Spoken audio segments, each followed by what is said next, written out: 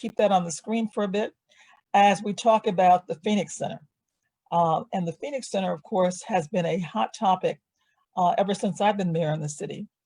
And it is something that we were faced with a difficulty for the city because the litigation that was opened up first under the emergency manager and I inherited as mayor.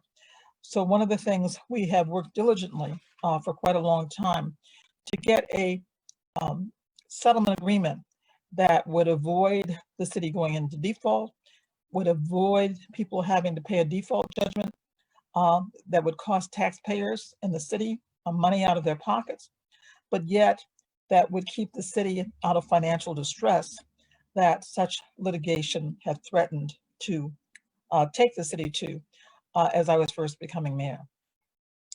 So I would like to read for you the press release and some of the factors we had to explain where we are now with this current settlement we have that was passed by council just last Saturday by a 4-1 vote.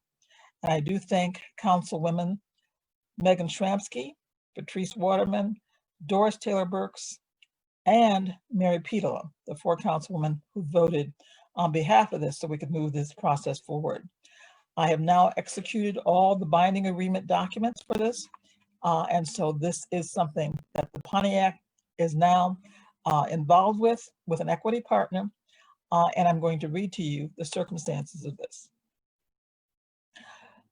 Facing a return to court and the prospect of significant damages after years of turmoil, 4 engaged members of the Pontiac City Council joined me in declaring enough, and at a special weekend meeting adopted agreements completing a dynamic public-private partnership, signifying a new day for the long beleaguered site in downtown Pontiac known as the Phoenix Center. That albatross has set the city back for so long, and it is now a new possibility. The city came together when it needed it most, and instead of losing another iconic asset, we got creative and found a pathway to build a new vision for Pontiac without the burdens and mistakes of the past.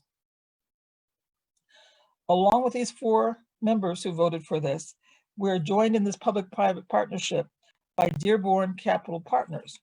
That is the partner which is going to help to raise the money for us to purchase the Ottawa Towers, to repurchase it from us, and then to provide all of the repairs, renovations for both the towers as well as the parking part of the garage that the city had not had the funding to do for many years.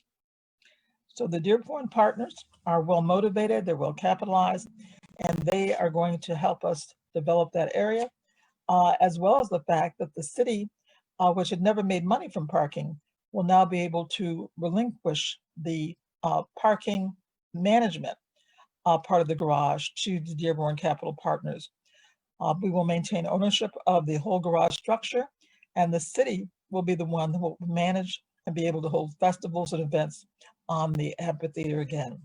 Certainly a great outcome for the city of Pontiac, with no additional costs to the residents of Pontiac, and with now being able to put this facility, which is just long languished, underutilized, into use again.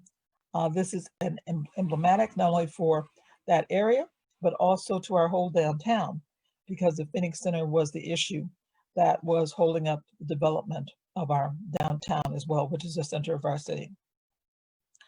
So you'll be hearing more about this, but I wanted our residents, as we approach this Thanksgiving holiday, to know that we're no longer in danger of a default like we had been. The previous settlement agreement that had taken us 19 months to resolve that was never financed by council. So we were in danger of the city being in default as of the deadline date, November 1st. But we were able to go back to our mediator, the judge who helped us with the other settlement agreement, and the judge was able to help us make sure we had just enough extension to be able to work out this deal with our equity partner to make sure that the city was able to resolve this successfully.